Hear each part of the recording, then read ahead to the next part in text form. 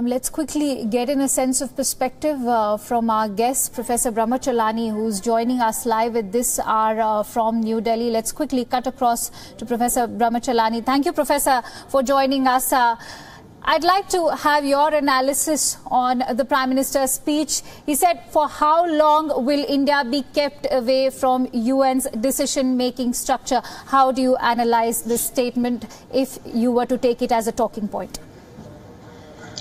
His speech was in two parts. The first part was a powerful statement in favor of the long-pending reform of the UN. And the second part highlighted the achievements of his own government.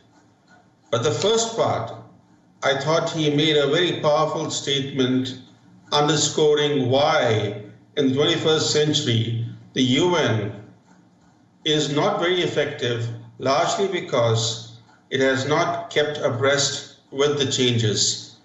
He pointed out that India, the world's largest democracy, that is home to more than 18% of the world's population, cannot be kept out of decision-making structures indefinitely. Keeping India out of decision-making structures, Mr. Modi emphasized, would only undermine the legitimacy, role, and relevance of the UN. So I thought that his statement urging for reform of the UN was a good statement. It pointed to the need for the UN to become more relevant in today's situation. Prime Minister Modi also referred to the coronavirus pandemic and the UN's lack of leadership and lack of response. He asked, where is the UN in combating the pandemic? And you know, that's everybody knows that the UN is nowhere. The UN hasn't played the leadership role in battling the pandemic. Absolutely. Very well said, Professor. Do you think that by focusing on these aspects that you duly pointed out right now, he's also questioned the relevance of the UN and a need for the UN to now reform itself? Precisely, because, you know, he pointed out that the UN was established in 1945. Right. In a different era, in a different world, and that the world that exists today bears little semblance to the world that prevailed when the UN was created. And because the world has changed fundamentally, there are so many things that have happened. There is internet now. There was no internet then. The world is interconnected now in many ways. And despite the UN's formation, Prime Minister Modi pointed out that although there has been no World War III, there have been many wars and many terrorist attacks, in fact, deadly terrorist attacks. There have been rivers of blood that have been flowing, and the UN has remained marginalized and ineffective. So he asked the question, will the reform process of the UN come to a logical conclusion? Because this reform process has been going on for decades. And having a process to reform the UN is not sufficient. It's important to bring to fruition this reform process. That was his message. Right. In the meanwhile, Professor, I'm going to come back to you. Let's also listen in to some of those excerpts of Prime Minister Modi's speech. Let me play that out for our viewers. Excellency, when we were strong, we were never a threat to the world. When we were weak, we never become a burden on the world. Your Excellency, how long would a country have to wait, particularly when the transformational changes happening in that country affect a large part of the world? A very, very impactful statement coming from Prime Minister, Professor, where he says that the transformational changes of a country tend to impact the entire world. That's the time when it needs to be involved in the decision-making structure of the UN. How do you analyze this comment? Also, I'm going to ask you how significant has been the speech overall, considering India is also had to begin its term in the Security Council in January 2021. Yes, in fact, he referred to the fact that very soon in January, India will join the UN Security Council as a non-permanent member for 2 years. But he did emphasize the key point, which is that the UN is becoming less and less relevant. In fact, I would say that the UN is in decline, although it remains an important organization in some respects, and has some very good agencies like the WHO, UNESCO, and the FAO. But overall, the UN as an institution has become increasingly marginalized in world affairs. This is unfortunate because there is no other alternative. The UN is the only international body that represents the international community, that is tasked with upholding peace and security, and yet, because the UN has not reformed itself and remains a mirror image of the situation that prevailed in 1945, with a large country like India not in the decision-making structures, the UN is unable to play an effective role. And that's a message that Prime Minister was trying to drive home in his powerful statement, which he delivered in his address to the UN General Assembly. Right. Professor, what was it that the Indian Prime Minister was trying to reach out to when he highlighted the fact that India has made its own international contributions, be it the International Yoga Day or, many such days that he also highlighted? Was he trying to reach out to certain aspects? Would you elaborate on those? He emphasized the point that India plays an important role in UN processes and in UN agencies. He pointed out that the International Day of Non-Violence, the International Yoga Day were Indian ideas. The Solar Alliance idea was an Indian idea. The fact that the public opinion in India is strongly supportive of the UN, despite India not being a permanent member of the UN Security Council. That element also he emphasized, but he did warn that unless the UN reform process moves forward, moves toward a logical conclusion, India's support cannot be taken for granted. So he did also sound a warning. I think the Security Council is the powerful institution at the UN, and we all know that it's supposed to be in charge of international peace and security, but its 5 permanent members play partisan geopolitics to promote their own individual interests, not the collective interests of humankind, as mandated by the UN Charter. And I think the one very important subtext to Prime Minister Modi's speech was China. Right. As I was hearing Prime Minister Modi's speech, it was clear that when he was referring to as to how long India will remain outside decision-making structures, that he was, in a way, pointing to the fact that China is there, but India is out, and that this cannot continue forever. And while India is a country that respects the rule of law, that respects international norms, we have countries.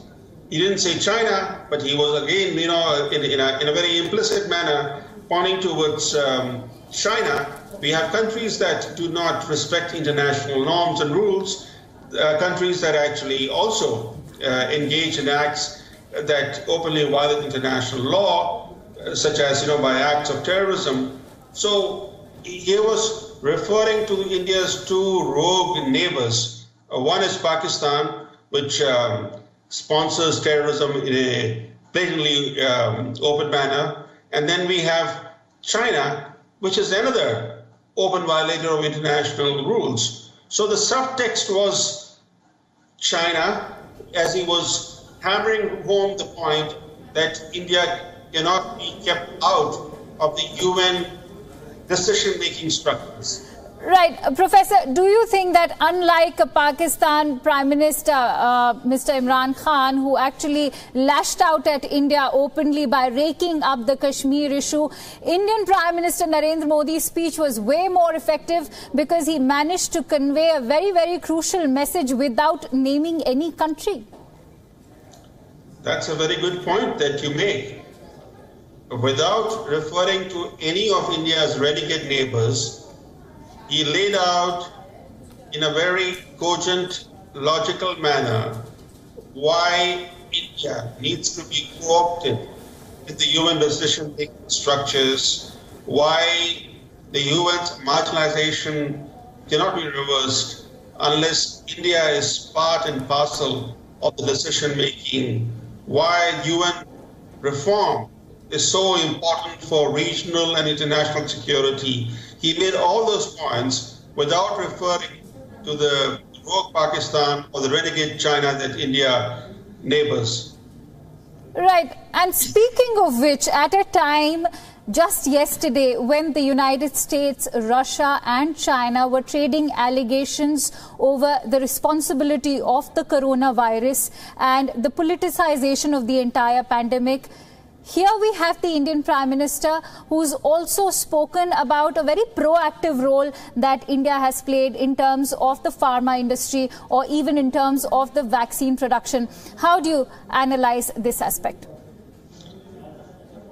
Again, he made an important point about the UN not playing a leadership role in battling the coronavirus pandemic, which is still crippling parts of the global economy, which is the greatest disaster of our time, and yet the UN leadership has been found wanting. And in that context, he pointed out how India is playing an important role in providing essential medicines. It has supplied medicines to more than 150 countries, and that it is ready to supply vaccines to the world once a credible vaccine emerges to combat the coronavirus. It's also important to remember that even though India is facing brazen aggression by China, in Ladakh especially, and that this aggression has been ongoing for more than 4 months now, that India has never referred to coronavirus as Wuhan virus or as the China virus. Mm-hmm.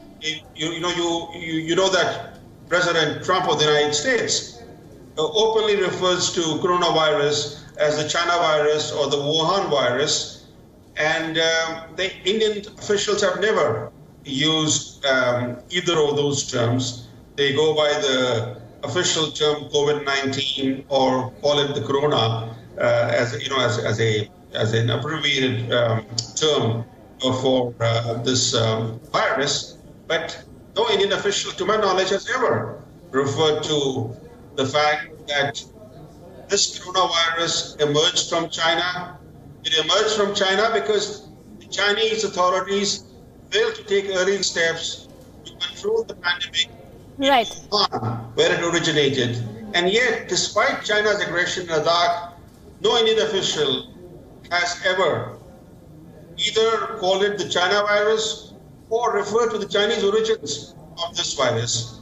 And Prime Minister Modi, in his speech, sought to continue with this line of not blaming China or linking this virus with China. Right, Professor, very well said. In fact, that was a very dignified way of reaching out and making a point on the part of the Indian Prime Minister. Also, Professor, I'm going to talk about the aspect of human rights that he very rightly highlighted. He spoke about women's rights, about how Indian women, India is one of the few countries which is providing one of the longest maternity leave to the women. He also spoke about rights of transgenders being worked worked upon in our country. How do you analyze this, especially if one were to contrast human rights vis-a-vis Pakistan, where we know minorities do not have any rights, or even China? Well, that was the contrast that Prime Minister Modi had in mind, but he didn't refer to either China or Pakistan. But he did point out to India and how Indian democratic system is seeking to empower the disadvantaged, including women, including economically marginalized sections of society, the socially disadvantaged communities in the country, and how his government has managed to make some remarkable achievements. And, as Prime Minister, he had to blow his own trumpet. So, he did talk about the achievements of his government. Every president or prime minister who addresses the UN, blows his or her trumpet. So it was not a surprise that Prime Minister Modi also sought to highlight some of the achievements of his government, including taking piped water to all villages, supplying electricity to all villages, creating a digital India, laying a fiber optic network across the country. He mentioned a number of things that his government has achieved, and that was expected that, that he would highlight his own government's achievements while addressing the UN. Right, Professor. Thank you so much for joining our broadcast today and sharing your precious inputs. Those were some very, very valuable aspects that were highlighted by you.